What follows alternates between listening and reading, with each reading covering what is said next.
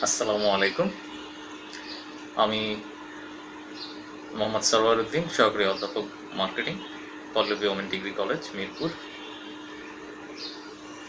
নিশ্চয়ই শিক্ষার্থীরা ভালো আছো। সবাইকে শুভেচ্ছা এবং শ্রদ্ধা জানিয়ে আমি আমার পাঠদান শুরু করছি। তো আজকে আমি ডিগ্রি পাস কোর্সের প্রথম বর্ষের দ্বিতীয় অধ্যায়, অনেকের ক্ষেত্রে অনেক বইতে তৃতীয় অধ্যায়, বাজারজাতকরণ পরিবেশ, এই চ্যাপ্টার থেকে আমি আলোচনা করব। আলোচ্য বিষয় হচ্ছে আজকে অর্থনৈতিক পরিবেশ ও প্রাকৃতিক পরিবেশ। অর্থাৎ পরিবেশ আমরা প্রথমেই আলোচনা করেছিলাম, বাজারজাতকরণ পরিবেশের দুটি পরিবেশ, একটি নিয়ন্ত্রণযোগ্য, অন্যটি নিয়ন্ত্রণ বেশ কষ্টসাধ্য। প্রিয় শিক্ষার্থী, আজকে গত ক্লাসে আমি যে বেশ সামষ্টিক পরিবেশের যে প্রথম পয়েন্টটি, জনসংখ্যা বিষয়ক পরিবেশ কিভাবে বাজারজাতকরণ কার্যক্রমকে প্রভাবিত করে, বিপণনকারীর সিদ্ধান্তকে প্রভাবিত করে, সেটি নিয়ে আলোচনা করেছিলাম। আজকে আলোচনা করব অর্থনৈতিক পরিবেশ। অর্থনৈতিক পরিবেশ একটি দেশের কী অবস্থায় আছে, সেখানে মানুষের আয় এবং ভোক্তার ক্রয়ের প্রবণতা ইত্যাদি এই বিষয়গুলো। আর আজকে যেহেতু এই পয়েন্টগুলো খুব একটা সাব পয়েন্ট বেশি নাই, এই জন্য দুটি পয়েন্ট নিয়ে আলোচনার ইচ্ছে আছে। আর একটি হচ্ছে প্রাকৃতিক পরিবেশ, এটি বেশ ইম্পর্টেন্ট পয়েন্ট। তো শিক্ষার্থীরা, এখন আমি আলোচনা করছি অর্থনৈতিক পরিবেশ, ইকোনমিক এনভায়রনমেন্ট। তো অর্থনৈতিক পরিবেশটা হচ্ছে আসলে মানুষের ক্রয় ক্ষমতা, তারপর ব্যয়ের প্রবণতা ইত্যাদির সাথে জড়িত। বিখ্যাত বাজারজাতকরণ লেখক, আমেরিকার যুক্তরাষ্ট্রের ইউনাইটেড স্টেটসের বিখ্যাত বিশ্ববিদ্যালয়ের শিক্ষক ফিলিপ কটলার, তার সাথে এক ভদ্রলোক গ্যারি আর্মস্ট্রং সংজ্ঞা দিয়েছেন এই অর্থনৈতিক পরিবেশের প্রসঙ্গে। সেটি হচ্ছে, the economic environment consist of factors that affect consumer buying power, spending patterns. খুব সত্য কথা যে অর্থনৈতিক পরিবেশ এমন একটি বিষয় যেটি দ্বারা প্রভাবিত আমজনতা, সবাই। যে দেশের অর্থনীতি যত শক্তিশালী, সেই দেশের ক্রেতাদের ক্রয় প্রবণতাও বেশ ক্রমশই বৃদ্ধি পেতে থাকে। আর এই ক্রয় ক্ষমতা এবং ব্যয় ধাঁচ নির্ভর করে কয়েকটা বিষয়ের উপরে, তোমরা নিশ্চয়ই খেয়াল করবে। সেটা হচ্ছে দেশের গড় প্রতি মানুষের আয় বা তার ইন্ডিভিজুয়াল আয়, মূল্য, সুদের হার, মুদ্রাস্ফীতি। খুব ইম্পর্টেন্ট। মুদ্রাস্ফীতি হচ্ছে যখন একটি পণ্যের জন্য বেশি মূল্য দিতে হয়, ঠিক না, ঠিক ওই সময়ের প্রেক্ষাপটে তখন মুদ্রাস্ফীতি। বর্তমানে আমাদের দেশে মুদ্রাস্ফীতি সম্ভবত 5.5% আছে। কর ঋণের ধাঁচকে প্রভাবিত করে অ্যাকচুয়ালি, এই ইত্যাদি বিষয় নিয়ে এই অর্থনৈতিক পরিবেশ আবর্তিত। তো শিক্ষার্থীরা, আমি সংজ্ঞাটা লিখে দিচ্ছি, তোমরা নিশ্চয়ই খাতার মধ্যে এগুলি উঠাবে।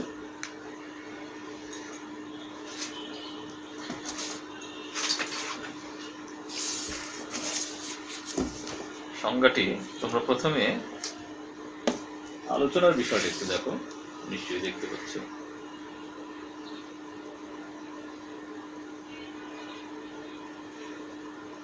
এখন আমি সংজ্ঞাটি লিখব অর্থনৈতিক পরিবেশের। বিখ্যাত লেখক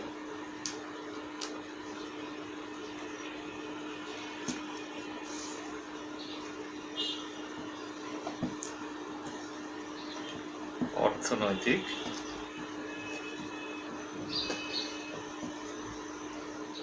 পরিবেশ, economic environment.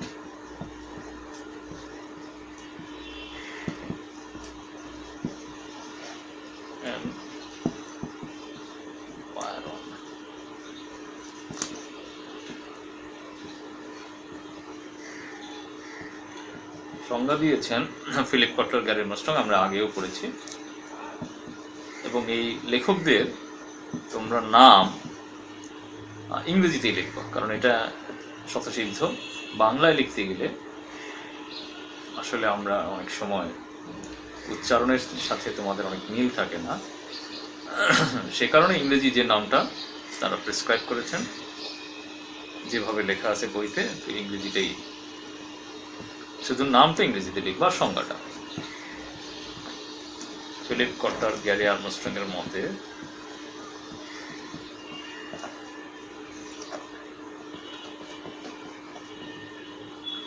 the economic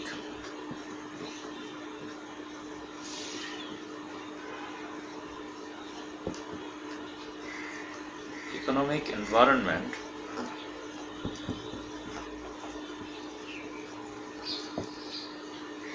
consist of নির্ভর করে consist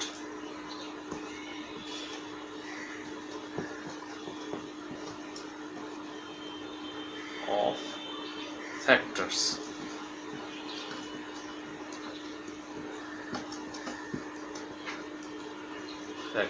that affect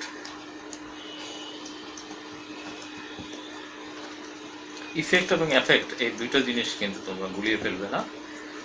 R effect হচ্ছে প্রভাবিত করা, আর ইফেক্ট মানে হচ্ছে কার্যকরী। হ্যাঁ, বানানের ব্যাপারটা তোমরা, effect that affect consumer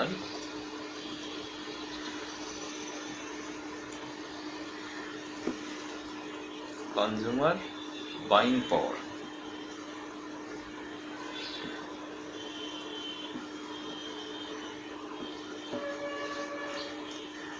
and spending patterns,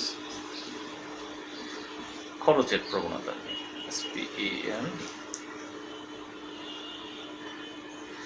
spending patterns।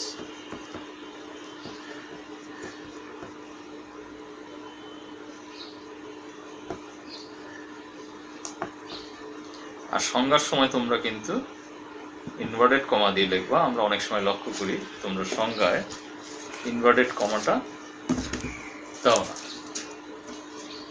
এই হলো সংজ্ঞা ফিলিপ কটলার, গ্যারি আর্মস্ট্রং এর মতে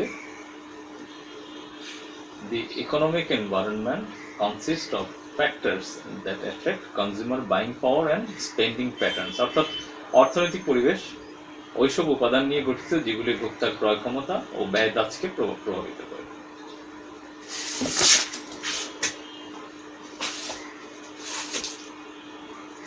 প্রিয় শিক্ষার্থী, অর্থনৈতিক পরিবেশ বাজারজাতকরণ পরিবেশের অন্যতম একটি উপাদান বা শক্তি।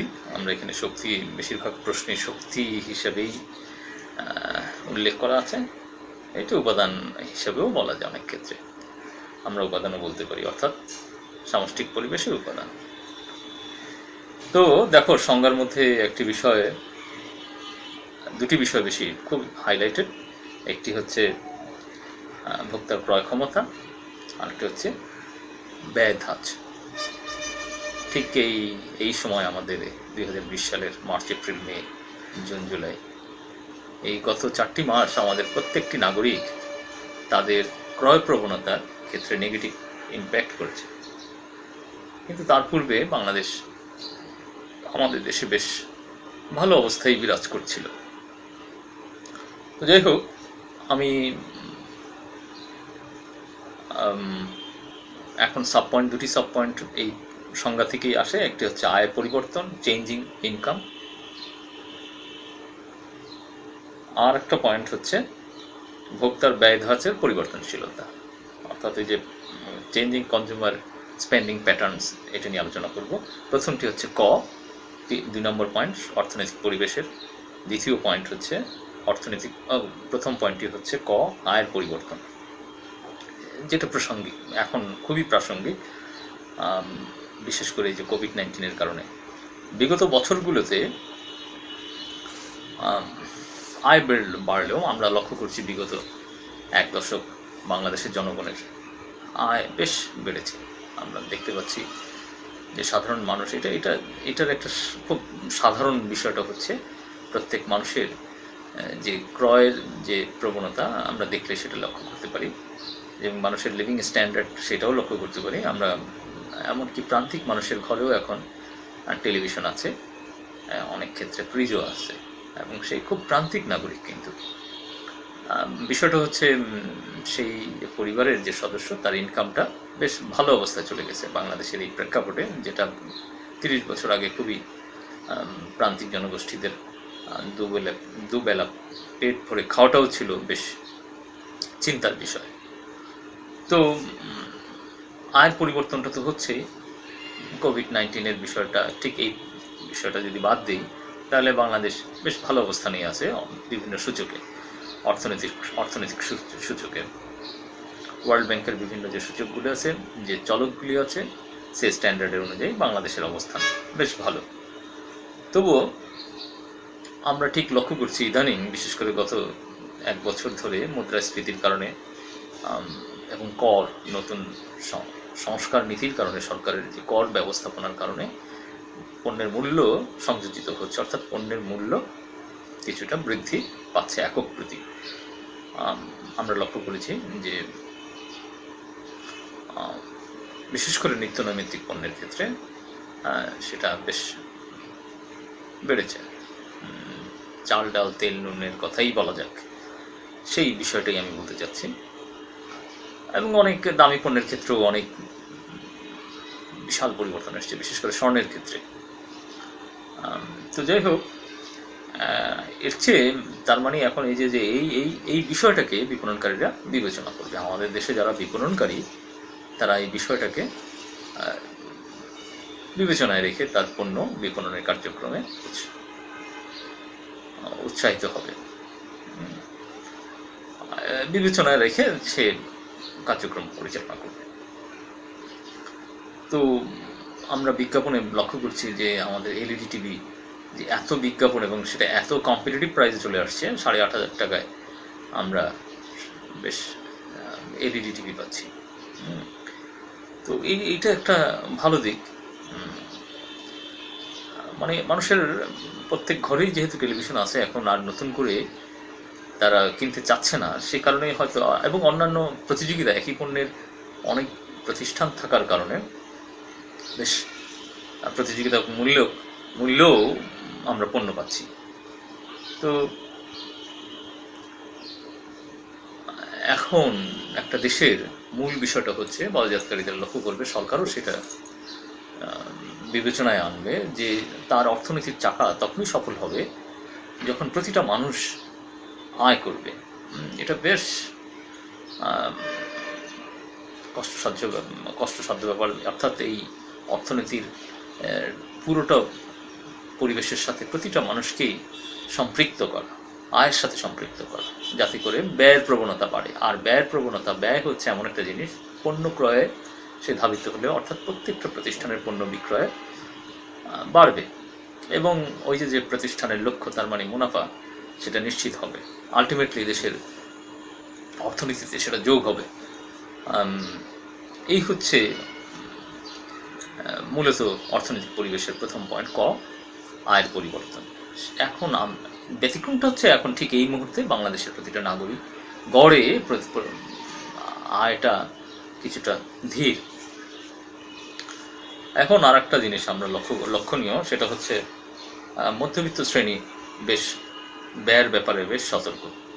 তারা ভবিষ্যতের কথা চিন্তা করে, তারা কিছুটা সাবধানে জীবন যাপন করে থাকে।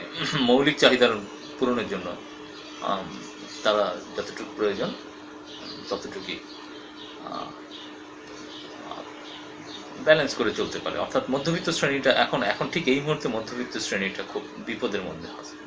অর্থাৎ তারা না, মানে এই সময়ে, কোভিড-19 সময়ে, এই অর্থনৈতিক পরিবেশে বাড়ি ভাড়া, বাজার সদাই, চিকিৎসা ইত্যাদি নিয়ে বেশ চিন্তিত।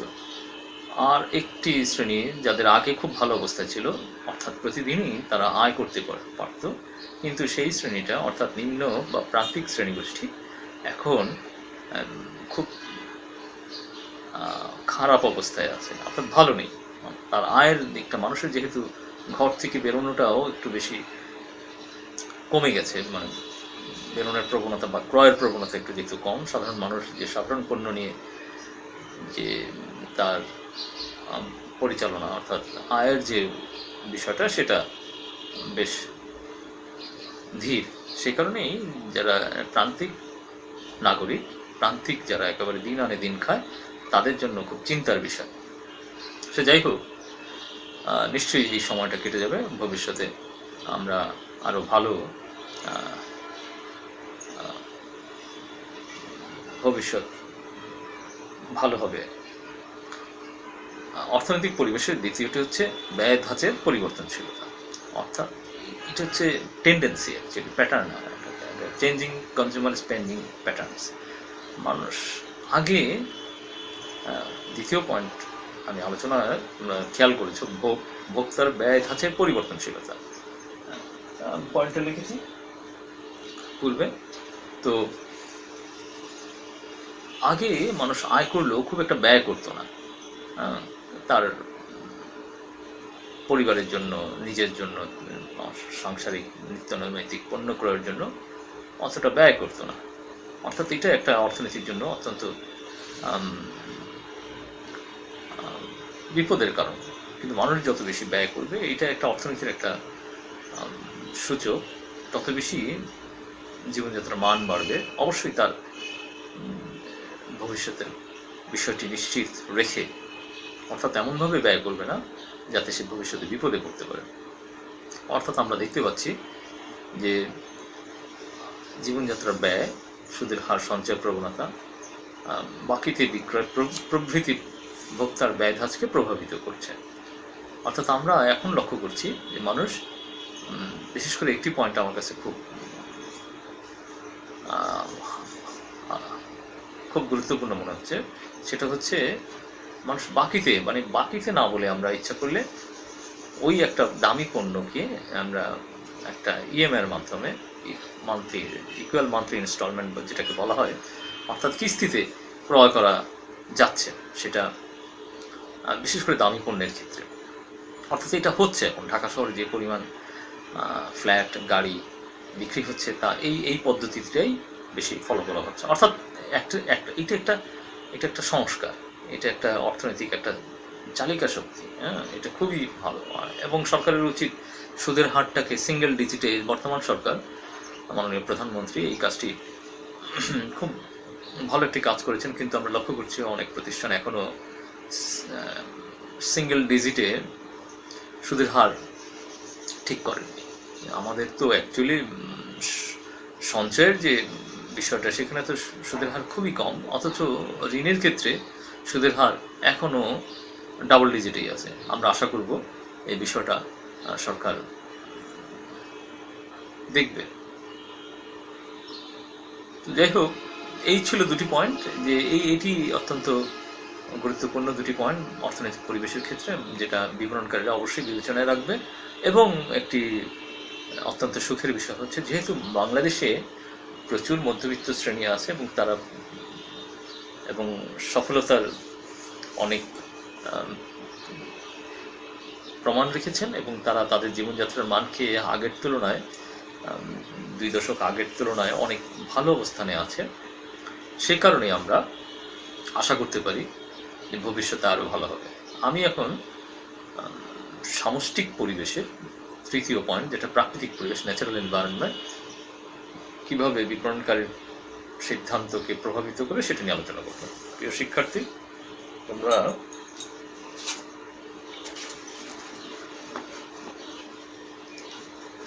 অর্থনৈতিক পরিবেশের তৃতীয় পয়েন্ট,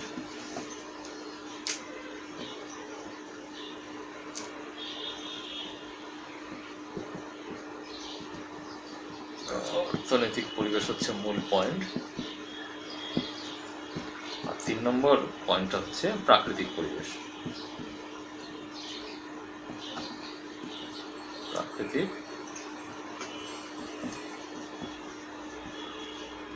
পরিবেশ অর্থাৎ ন্যাচারাল এনভায়রনমেন্ট।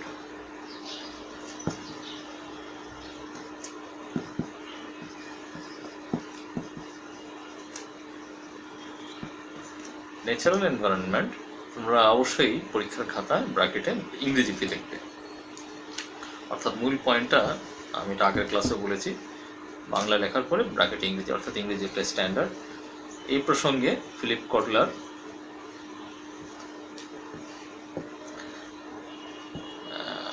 গ্যারি আর্মস্ট্রং এর সংজ্ঞাটা প্রণিধানযোগ্য।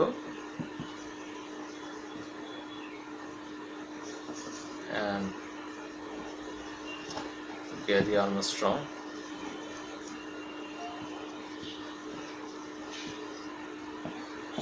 এর মতে তোমরা সংজ্ঞাগুলোর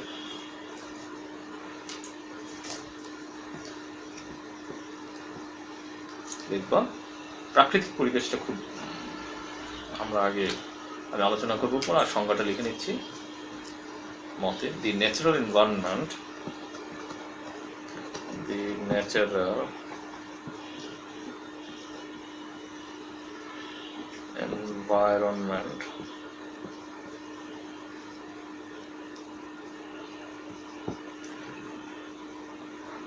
involves the natural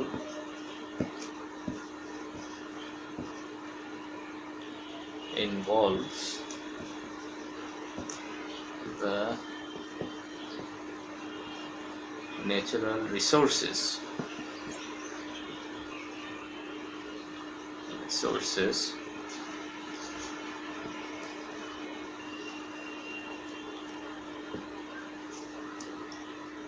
that are needs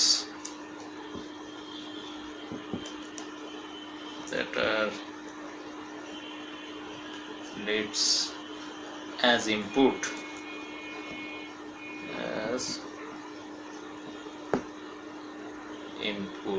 by marketers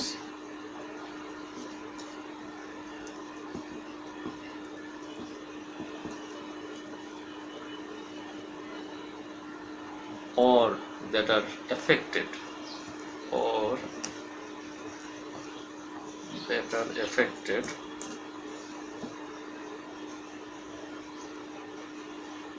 by marketing activities,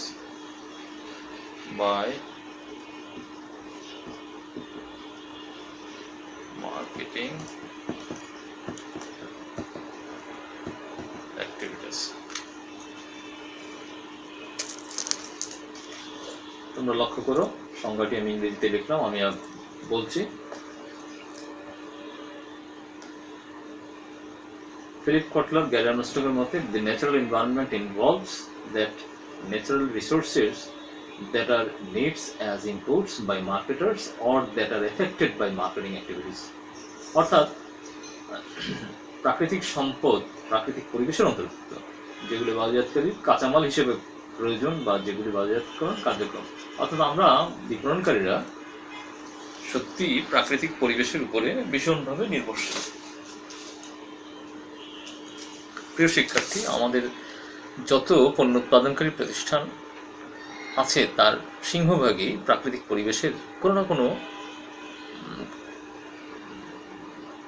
কাঁচামালের উপর নির্ভরশীল।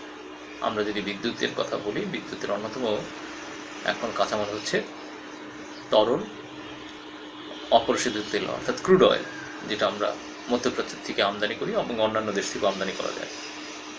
তো সুতরাং এই প্রাকৃতিক পরিবেশ এবং প্রাকৃতিক সম্পদ এটা বিপণনকারীর সফলতার অন্যতম একটা উপাদান। সেই কারণেই ভদ্রলোক ফিলিপ কটলার এবং গ্যারি আর্মস্ট্রং এই সংজ্ঞায় খুব জোর দিয়েছেন যে প্রাকৃতিক পরিবেশ বাজারজাতকারীর কাঁচামাল হিসাবে যা প্রয়োজন সেগুলি কার্যক্রম দ্বারা প্রভাবিত, ভীষণভাবে প্রভাবিত। অর্থাৎ যদি প্রাকৃতিক পরিবেশের সেই কাঁচামালের ঘাটতি হয় তাহলে উৎপাদনকারীর জন্য, পণ্য বিপণনকারীর জন্য মহা বিপদের কারণ হতে পারে।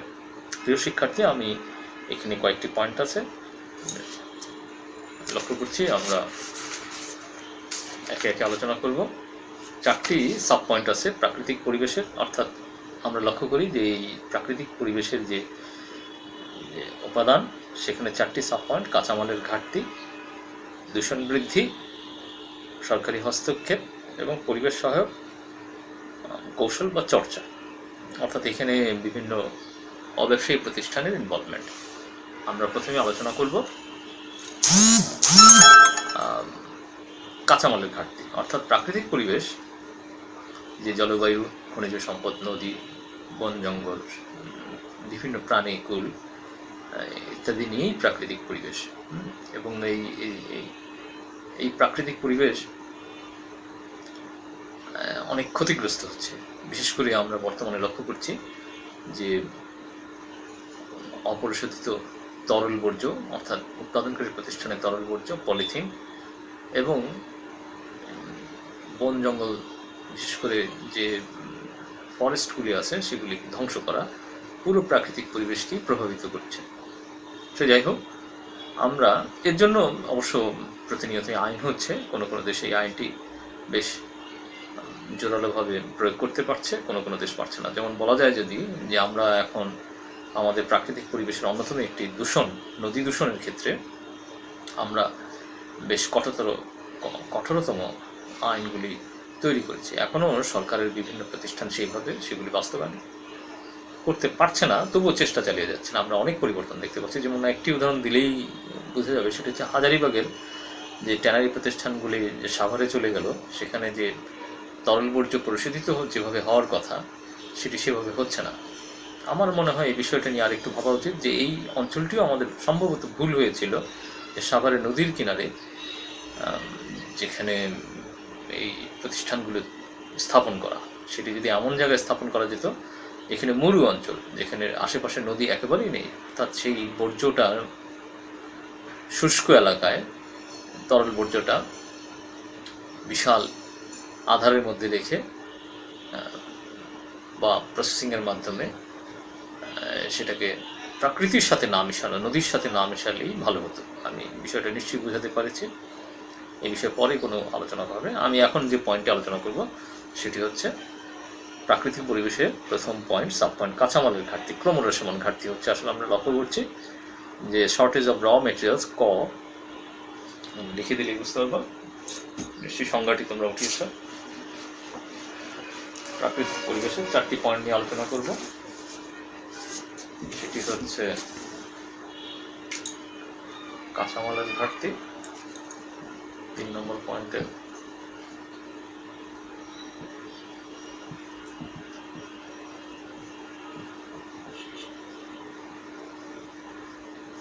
shortage of raw materials as such,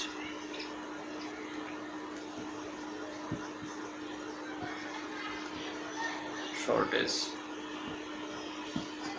of raw materials,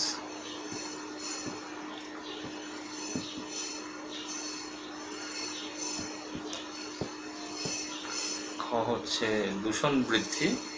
পরে আলোচনা করছি দূষণ, খুব দূষণ পাচ্ছে আমাদের নদী দূষণের কথাই যদি বলি,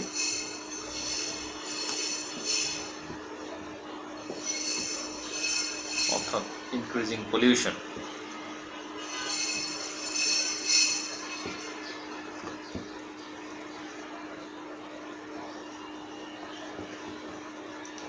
পরে দুটি আলোচনা করে, এখন দুটি আলোচনা করছি, তোমরা লক্ষ্য করো।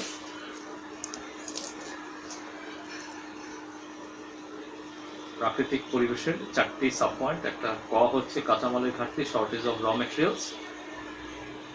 খ হচ্ছে দূষণ বৃদ্ধি, ইনক্রিজড পপুলেশন, অ্যাকচুয়ালি ইডি হবে ইনক্রিজড পপুলেশন। এবং আইনজি দিলেও হবে। আমার মতো আমি যেটা মনে করেছি, ইনক্রিজিং এটা ক্রমান্বয়ে এটা চলমান একটা বিষয়। ইনক্রিজিং হচ্ছে প্রতিনিয়তই বাড়ছে, দূষণ বাড়ছে। প্রথম পয়েন্টটা ছিল কাঁচামালের ঘাটতি। প্রিয় শিক্ষার্থী, প্রথমেই আলোচনার এই যে প্রাকৃতিক পরিবেশের প্রথম আলোচনা, প্রথমেই আমি বলেছিলাম যে প্রতিটি বিপণনকারী প্রতিষ্ঠান তার প্রকৃতির উপরে ভীষণভাবে, অর্থাৎ কাঁচামালের জন্য প্রকৃতির কাছে নির্ভরশীল। তো এবং এই নির্ভরশীলতা উদাহরণ দিলে বোঝা যাবে, যে যেমন ধরা যাক কয়লা, যে খনি, তেলের খনি, এগুলি ক্রমান্বয়ে হ্রাস পাচ্ছে এবং পাশাপাশি আমরা লক্ষ্য করছি শিল্পায়নের কারণে কৃষি জমিও হ্রাস পাচ্ছে, এটি একটা ভাবনার বিষয়। এবং অবাধে বন উজাড় হয়ে যাচ্ছে। আমরা এই বিষয়গুলিকে এখন বাজারকরণ বিপণনকারী প্রতিষ্ঠান খুবই গুরুত্বের সাথে বিবেচনা করে তার ভবিষ্যতের বিপণন কেমন হতে পারে। ধরা যাক যদি তেল, এই যে কিছুদিন আগে আমরা কোভিড-19 কারণে আমরা একটা খুব দারুণ একটা বিষয় লক্ষ্য করেছি, সেটা হচ্ছে অপরিশোধিত তেলের মূল্য খুবই কমে গিয়েছিল, এমনকি $10 নেমে গিয়েছিল পার ব্যারেল, যেটা বর্তমানে $40 চলে আসছে। ঠিক যদি আমি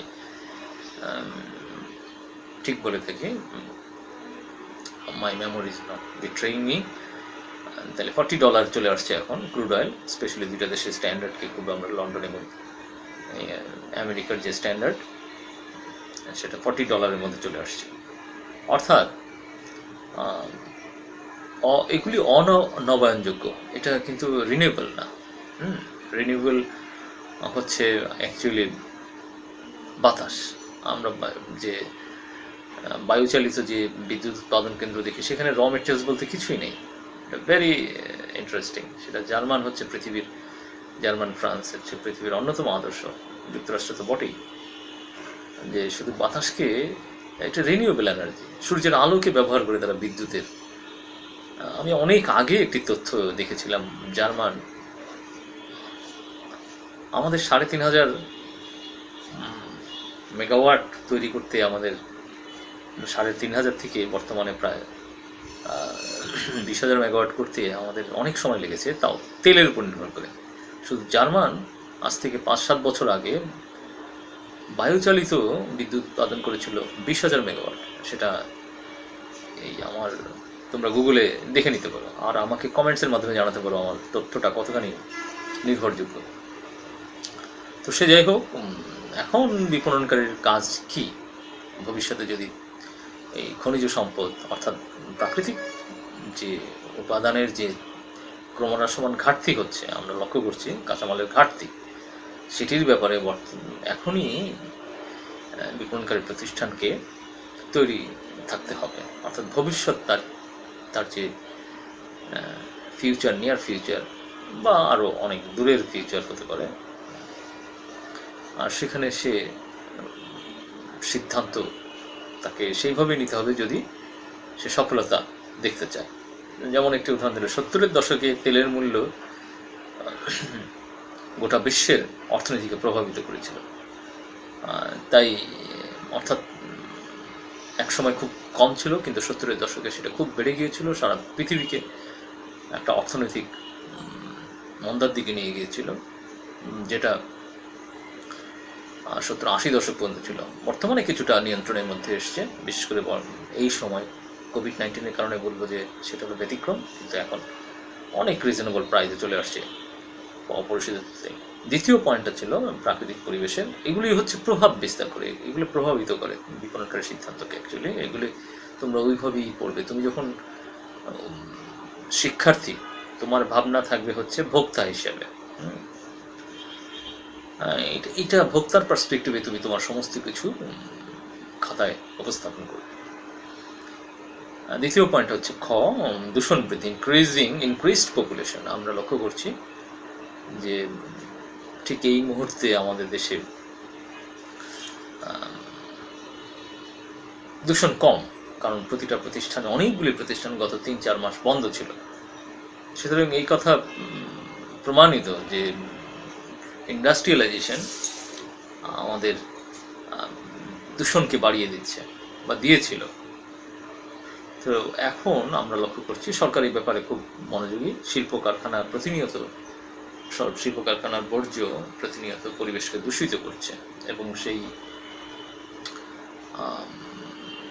সেই অপরিশোধিত তরল বর্জ্য, বিভিন্ন প্রতিষ্ঠানের গাড়ির কালো ধোঁয়া, পারমাণবিক বর্জ্য। আমাদের এখন এই বর্তমান সরকার 2টি পারমাণবিক কেন্দ্র নির্মাণ করতে যাচ্ছেন, এখনও কমপ্লিট হয়নি, আশা করি বছর 2-এর মধ্যে কমপ্লিট হবে। এর বর্জ্য কিন্তু খুব সাংঘাতিক। আমরা নিশ্চয়ই যে দেশের সাথে, রাশিয়ার সাথে মূলত আমরা চুক্তি করেছি এই বর্জ্যের ব্যাপারে, তারা একটি সুষ্ঠু সমাধান দিবেন। এবং আরেকটা জিনিস আমরা লক্ষণীয় যে দূষণের ক্ষেত্রে প্লাস্টিক, অনেক পলিথিন এবং প্লাস্টিক আমাদের প্রকৃতির ব্যাপক ক্ষতি করছে।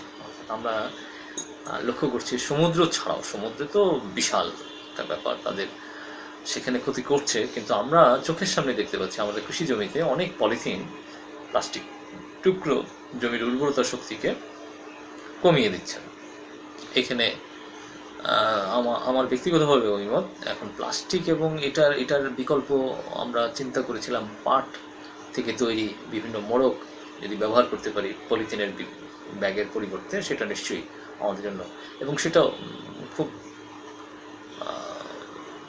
বাস্তবিকভাবেই পালন করা উচিত। আমরা এখনও পলিথিনের ব্যবহার খুব তীব্র মাত্রায় ব্যবহৃত হচ্ছে, এটার বিকল্প আমাদের অবশ্যই ভাবা উচিত। এবং আমরা লক্ষ্য করছি বর্তমানে অনেক কোম্পানি পরিবেশ বান্ধব। এখানে একটা জিনিস ভোক্তাদের পক্ষ থেকে দেখা যাচ্ছে, যে সমস্ত প্রতিষ্ঠানগুলি পরিবেশ বান্ধব পণ্য উৎপাদন করে সেই প্রতিষ্ঠানের পণ্যগুলি ভোক্তারা, সচেতন ক্রেতারা ক্রয় করছে। এটা একটা ভালো দিক। তাহলে হবে কি, বিষয়টা হবে যে ওই প্রতিষ্ঠান নিজে থেকেই সচেতন হয়ে পরিবেশের ক্ষতি করে এমন পণ্য উৎপাদন করবে না, বা তার এমন পণ্য উৎপাদন করতে যে পরিবেশের ক্ষতি করবে না। যুক্তরাষ্ট্রের এই ক্ষেত্রে একটি গবেষণা দেখা গেছে, যুক্তরাষ্ট্রের প্রায় 42% ভোক্তা উচ্চ মূল্য দিতে, কিছুটা বেশি মূল্য দিতে ইচ্ছুক যদি পরিবেশের ক্ষতি না করে এমন প্রতিষ্ঠানের উৎপাদিত পণ্য ক্রয় করার ক্ষেত্রে। প্রিয় শিক্ষার্থী, প্রাকৃতিক পরিবেশের সাব পয়েন্ট 3 হচ্ছে গ, সরকারি হস্তক্ষেপ। ইদানিং আমরা লক্ষ্য করছি, অর্থাৎ এই যে 3 নম্বর গতে সরকারি হস্তক্ষেপ, ইনক্রিজ গভর্নমেন্ট ইন্টারভেনশন, এটা আমরা লক্ষ্য করছি। কারণ প্রতিটা দেশের সরকারই সচেতন, জনগণের সাথে সরকারও সচেতন হচ্ছে। সুতরাং এই এই এই এই বিষয়টা এখন প্রতিটা উৎপাদনকারী প্রতিষ্ঠানকেও বিবেচনায় রাখতে হবে। প্রিয় শিক্ষার্থী, এখন আমরা লক্ষ্য করছি যে আমাদের দেশে বিভিন্ন ধরনের আইন হচ্ছে, ঠিক না? যেমন ধরা যাক, এক সময় 2 ইঞ্জিন ট্রু স্ট্রোক বিশিষ্ট ইঞ্জিনের মধ্যে যে স্ট্রোক সিস্টেম, 4 স্ট্রোক ইঞ্জিনগুলো সবচেয়ে ভালো। এক সময় বেবি ট্যাক্সিতে 2 স্ট্রোক ইঞ্জিন ব্যবহার করা হতো, সেটি এখন প্রায় বন্ধ হয়ে গেছে। মানে গ্রাম অঞ্চলে দেখা যায় 2-1টি, অর্থাৎ শহরে 2 স্ট্রোক ইঞ্জিনের ব্যবহার একেবারে নিষিদ্ধ, যার থেকে নিঃসরিত ধোঁয়া পরিবেশের ব্যাপক ক্ষতি করত। অর্থাৎ এই ধরনের, এবং আরও লক্ষ্য করছি যে অপরিশোধিত বর্জ্য ব্যাপারে সরকারি হস্তক্ষেপ বাড়ছে। অর্থাৎ সরকারি হস্তক্ষেপ বিভিন্ন ক্ষেত্রে বাড়ছে। আমরা দেখতে পাচ্ছি বিভিন্ন সময় সরকারের বিভিন্ন নিয়ন্ত্রণকারী সংস্থা সরাসরি পরিবেশের ক্ষতি করে এমন জায়গায় যে তারা যার দ্বারা ক্ষতিগ্রস্ত হচ্ছে তাকে গ্রেপ্তার করছেন বা তাকে শাস্তি দিচ্ছেন, জরিমানা করছেন, সেটি অত্যন্ত ভালো দিক। প্রাকৃতিক পরিবেশের প্রিয় শিক্ষার্থী, শেষের পয়েন্টটা হচ্ছে ঘ, পরিবেশ সহায়ক কৌশল ও চর্চার উন্নয়ন। অর্থাৎ এখানে একটা সমাধান, অর্থাৎ যে পরিবেশের ক্ষতি তার সমাধানের ক্ষেত্রে বিভিন্ন অব্যবসায়ী প্রতিষ্ঠানগুলি এগিয়ে আসছে। আমরা লক্ষ্য করেছি মুকিত মজুমদারের একটি প্রতিষ্ঠান, তারা সমাজের প্রতিটা নাগরিককে সচেতন করার জন্য একটা আন্দোলন, সবুজের প্রতি যে ভালোবাসা থেকে তিনি তৈরি করেছেন, সেটি বেশ উৎসাহব্যঞ্জক। এটি চ্যানেল আয়ের পৃষ্ঠপোষকতায় পরিচালিত হচ্ছে, যা আমি অত্যন্ত সাধুবাদ জানাই। এখন এই পরিবেশ সহায়ক কৌশল এবং চর্চার উন্নয়নের ক্ষেত্রে সরকারি কিছুটা হস্তক্ষেপ আমরা কামনা করি। বস্তুতে সচেতনতা বাড়ছে, পরিবেশবাদী সংগঠন যারা আছে তারাও এগিয়ে আসছে। সুতরাং আশা করি আমাদের ভবিষ্যতে পরিবেশের ক্ষতি হয় এমন পণ্য উৎপাদন এবং বিপণন নিশ্চয়ই বন্ধ হয়ে যাবে, এবং পরিবেশ আন্দোলনের সাথে যারা জড়িত তারা যদি আরও সচেতন হয়, আমরা সরকারকে বলবো যে সেই সমস্ত সংগঠনের সংখ্যাও যেন বাড়ে। তারা বিভিন্ন জায়গায় যে সমস্ত বিপণনকারী প্রতিষ্ঠান পরিবেশের ক্ষতি করছে তাদেরকে চিহ্নিত করার ক্ষেত্রে সরকারি প্রতিষ্ঠানের পাশাপাশি এই ধরনের অব্যবসায়ী প্রতিষ্ঠানগুলো সরকারকে সহযোগিতা করতে পারে।